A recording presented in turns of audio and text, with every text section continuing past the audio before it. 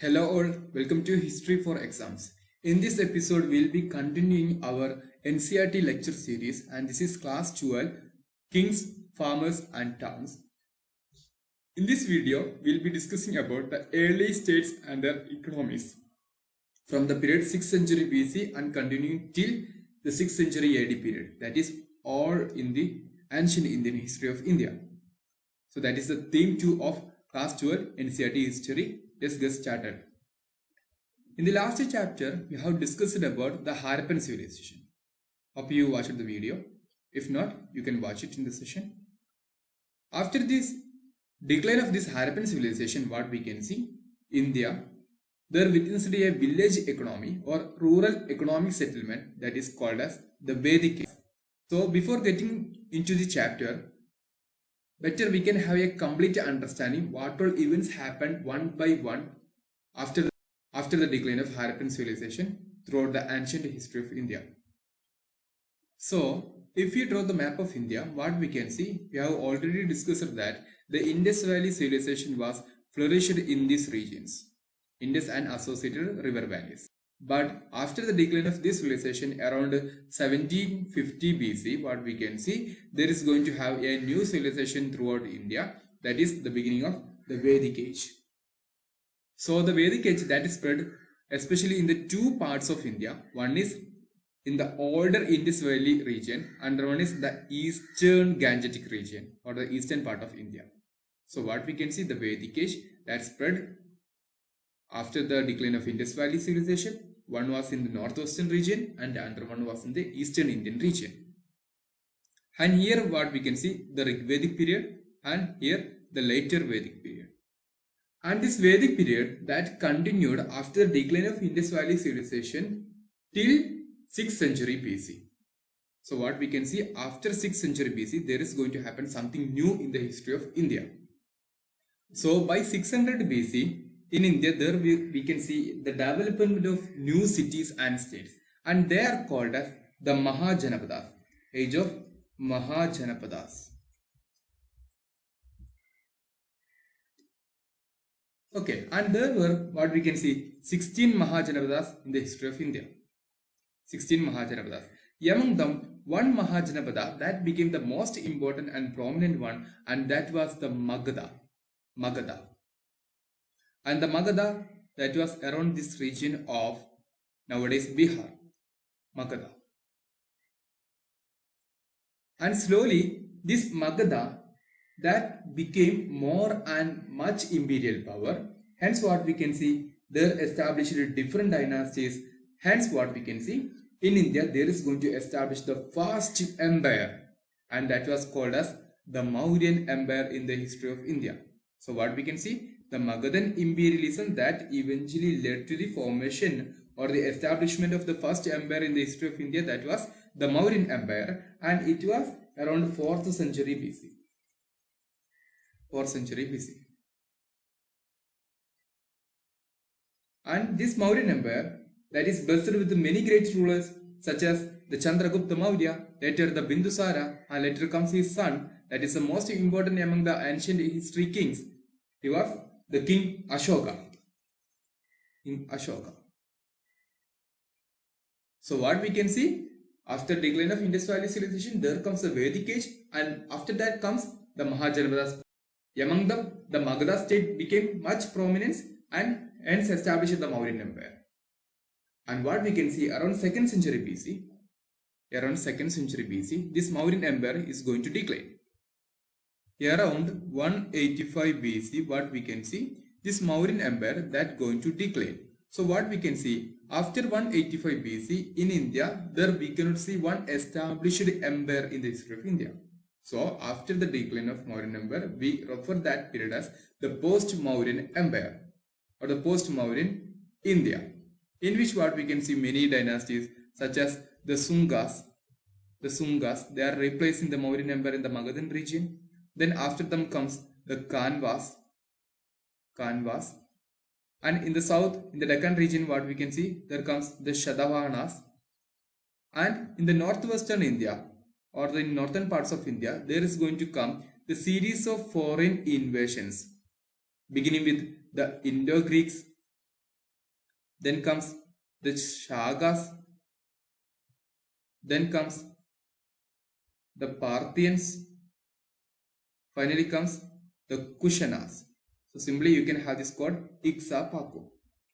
So I'm simply saying that the post-Mauryan India, that is the after the decline of Mauryan Empire, the northwestern part of India witnessed many invasions such as Indo-Greeks, Shagas, Parthians and Kushanas, simply referred as Iksa-Paku.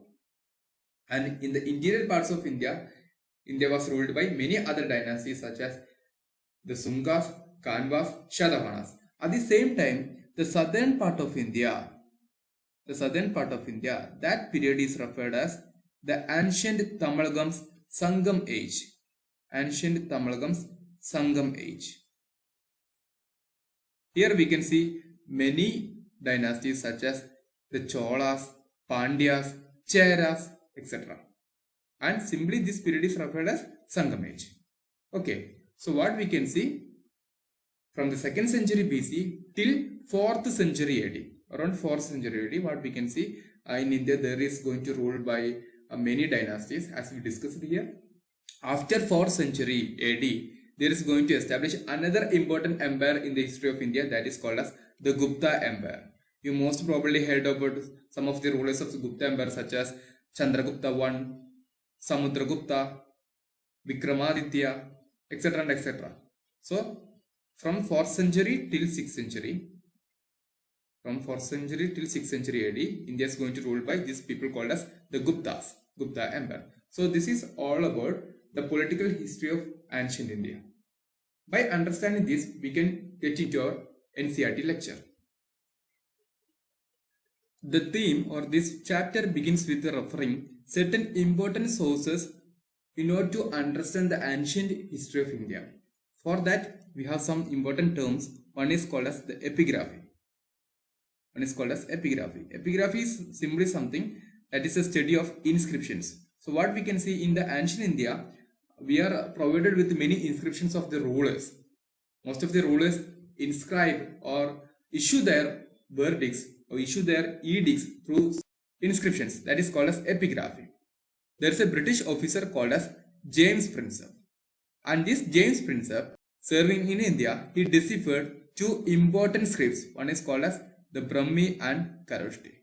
While deciphering these inscriptions, Brahmi and Kharoshthi, what we can see, the Prinsep identified that there is a frequent mentioning of a king with a term called as Piyadasi. And that meaning pleasant to be held. The Prinsep, he finally understood that the name Piyadasi, that is a reference to a king later identified as King Ashoka. Ashoka, we have already discussed about him in our Mauryan Empire.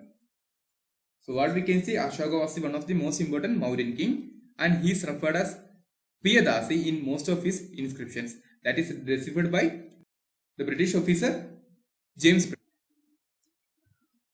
Next, we are going to understand the 16 Mahajanapadas. We have already discussed about the 16 Mahajanapadas. We told that these 16 Mahajanapadas as the early states formed after the later Vedic period. So what we can see, there were 16 Mahajanapadas. Before that, we have this understanding, the word Janapada, that means the land, where the people or the clan or the tribe that sets their food or where they settles. That is Janapada. The concept of this Janapada was developed during the period of later Vedic. And by the end of later Vedic period, what we can see, this Janapada, some of the Janapadas that became much more powerful and conquered the other regions and thus established some Mahajanapadas. This became one of the earlier states in India. And it is interesting to note that both Buddhism and Jainism, two important religious communities in India, that is going to develop and flourish during this period of Mahajanapadas itself.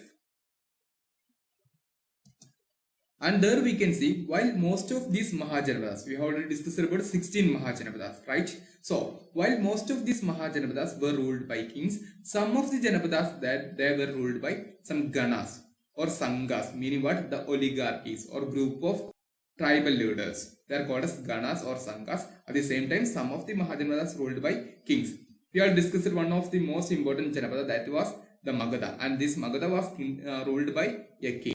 There were a kind of monarchical government.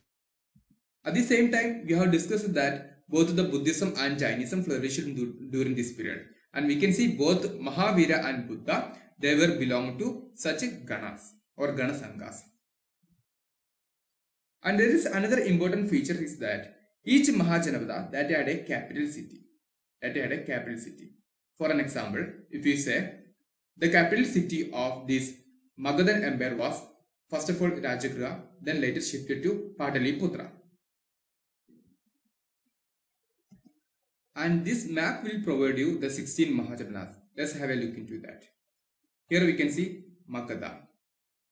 Then comes Manga, Anga, Vajji, Malla, Koshala, Kashi, Vatsa, Panchala, Kuru, Shurasena, Matsya, Avandi, Chidi, Ashmaka, Gandhara,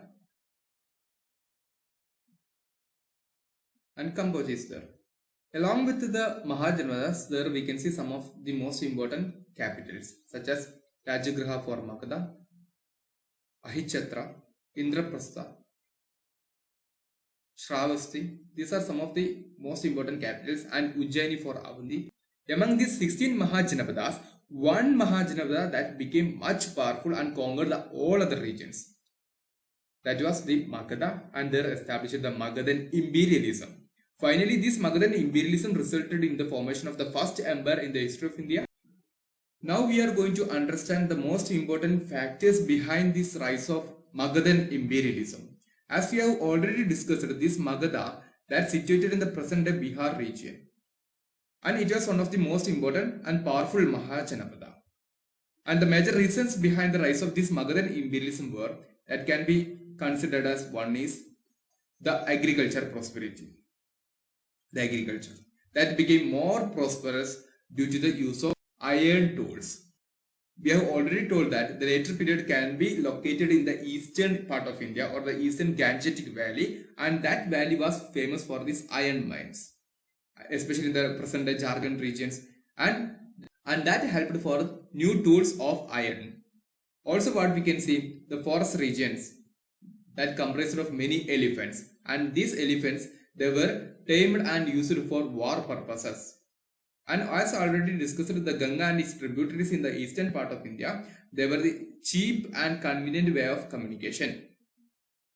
Also, what we can see, this Magadha that was ruled by many individual kings, and most importantly, we can see some kings such as Bimbisara, Ajatashatru, and later comes the Nanda dynasty, in which the Mahapadmananda, all were the most important rulers and most powerful and most expansionary or conquering rulers, and their policies helped for the total expansion of this Magadhan empire. And as already we have discussed, the Rajagriha or Rajagriha, that was the earliest capital of this Magadha and later shifted to Pataliputra. And this is about the part 1 of this theme 2.